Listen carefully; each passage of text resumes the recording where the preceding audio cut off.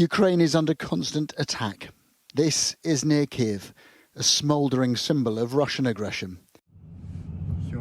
The smoke pouring into the sky here comes from Viennitsa airport, hit today by rockets. Ukrainian foreign minister claimed the airfield had been hit by a Russian cruise missile attack, and his country's president repeated his demand for more support from the West.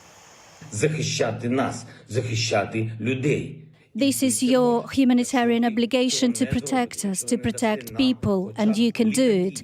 If you don't do it, if you don't provide us at least with the planes that we could defend ourselves, then we can come to the only possible conclusion. You want us to be killed slowly. І назавжди. Russia's long military convoy continues to slowly make its way towards Kiev, like a dark cloud approaching the capital. Russia has hardly made lightning progress here, but the stage is now set for a grinding ground war. Look at these missiles raining into the air. Sky News has verified and located the video in Permuha, 40 miles from central Kiev. A military expert has told Sky News that it features 2 multiple-launch rocket systems. The timestamp on the footage dates it to the 5th of March. The ripples of this terror spread very far. Today, the number of refugees fleeing Ukraine went past 1.5 million. Many more are displaced within the country itself. Today, again, efforts to evacuate people from war-torn cities were abandoned due to Russian shelling. In Mariupol, where food and medicines are running out, 400,000 people are stranded in a paralysed, ruined city. These children, all of them orphans, left Zaporizhzhia to make the arduous journey to Lviv. Here they joined a bus to take them across the border to Poland. My heart is being torn apart. I'm sorry. I simply lack words, and I feel so sorry for these children. They're so young. It is terrifying to stay in Zaporizhzhia when air raid sirens go off and we must constantly hide in the basement. We don't want to leave Ukraine. We love it, but unfortunately we must leave.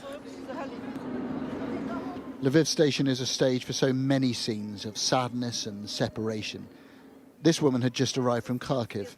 Her city has been brutally smashed. There were no lights, someone has no water, someone has no gas. Thank God we could repair things. But my parents stayed, and I may never see them again. Vladimir Putin spoke today to the French President Emmanuel Macron, but there's little sign of Russia easing its assault.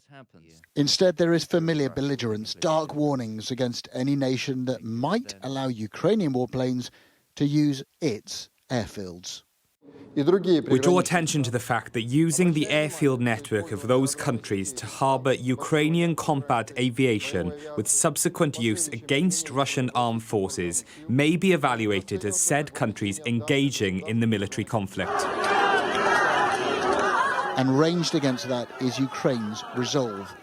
There were protests today in places seized by Russian troops. This one is Henichesk in the Kherson region. The crowd shout, "Henichesk is Ukraine, Russians go home." But they won't.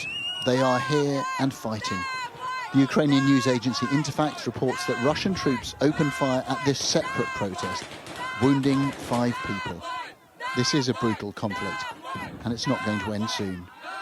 Adam Parsons, Sky News, Lviv, Western Ukraine.